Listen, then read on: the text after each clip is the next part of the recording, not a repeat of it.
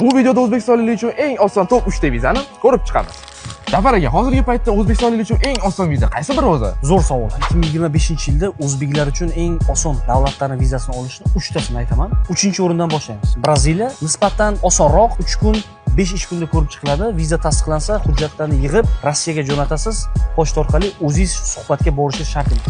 2-o'rin Janubiy Afrika Respublikasi. Uni ham vizasini olish nisbatan oson va u vizani kelajakda viza tarix qilib viza olib kelajakda top davlatlarni olish osonroq. Uni vizasini Anqaradan olish mumkin. Uni ham bir haftada vizasi tasdiqlansa, Anqaraga hujjatlarni jo'natish kerak. Va birinchi o'rinda bu Xitoy vizasi. Hozir juda ham osonlashgan Xitoy vizasini olish. 3 kundan 5 kungacha vizani olishingiz mumkin. Hech qayerga chiqish shart emas, suhbatga ham borish kerak emas. Toshkentda hujjatlaringizni jo'natsangiz bemalol olsa bo'ladi.